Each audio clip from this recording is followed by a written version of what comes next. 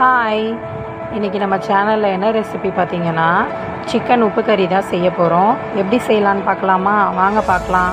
அதுக்கு ஃபஸ்ட்டு ஒரு கடாயில் எண்ணெய் ஊற்றிக்கிட்டு பட்டை, சோம்பு, பிரியாணி இலை போட்டு நல்லா அது பொரிஞ்சதுக்கப்புறம் காஞ்ச மிளகா கிள்ளி வச்சுருந்தேன், அதையும் சேர்த்துக்கிட்டேன். ஒரு 5 காஞ்ச மிளகா.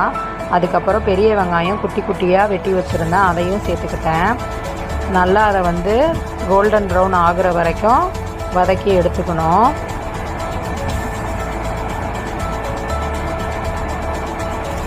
வெங்காயம் வதங்கிறதுக்காக கொஞ்சம் உப்பு சேர்த்துக்கிட்டேன், டிஷ்ஷுக்கு தேவையான அளவு. அதுக்கப்புறம் கருவேப்பிலை சேர்த்துக்கிட்டேன். இப்போ பார்த்திங்கன்னா ஒரு 1/2 கிலோ சிக்கன் வாஷ் பண்ணி எடுத்து வச்சுருந்தேன், அதையும் சேர்த்துக்கிட்டேன்.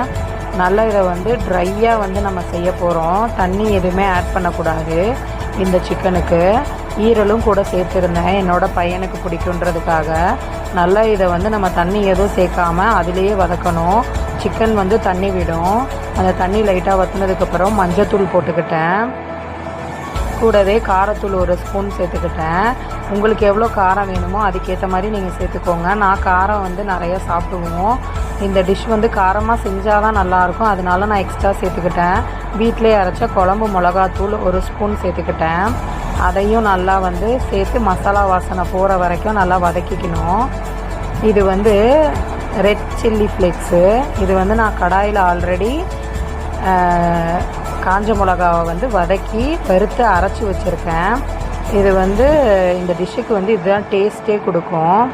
இது போட்டோடனே ஃப்ளேவர் சூப்பராக இருக்கும். இதுக்கு பேர் காட்டுக்கறின்னு சொல்லுவாங்க. சிம்பிள் இன்க்ரீடியன்ட்ஸ் வச்சு செய்கிறனால ஊர் சைட்லாம் இதை காட்டில் சமைச்சு சாப்பிடுவாங்களாம். இதில் நம்ம இஞ்சி பூண்டு பேஸ்ட் எதுவும் போடாதனால வாசனைக்காக கொஞ்சோண்டு சீரகம் மட்டும் இடித்து சேர்த்துக்கணும். நல்ல வாசனையாக இருக்கும், ஃப்ளேவர் சூப்பராக இருக்கும். இது எங்கள் வீட்டில் எல்லாருக்குமே பர்சனலாக ரொம்ப பிடிக்கும். டேஸ்ட் வைஸ் நல்லாயிருக்கும். சாம்பார், ரசம், அதுக்கப்புறம் நார்மலாக வெள்ளை சாதத்தில் கூட பிணைஞ்சு சாப்பிட்லாம். பாருங்கள் எவ்வளோ கலர்ஃபுல்லாக இருக்குது, பார்க்கவே காரமாக தான் இருக்கும். உங்களுக்கு ஏற்ற மாதிரி காரம் நீங்கள் போட்டு செஞ்சுக்கோங்க. இந்த வீடியோ பிடிச்சிருந்துச்சுன்னா லைக், ஷேர் பண்ணிடுங்க, கமெண்ட் பண்ணுங்கள். அப்படியே என்னோடய சேனலை சப்ஸ்கிரைப் பண்ணிக்கோங்க. நீங்களும் உங்கள் வீட்டில் ட்ரை பண்ணி பார்த்துட்டு எப்படி இருந்துச்சுன்னு சொல்லுங்கள். பாய்.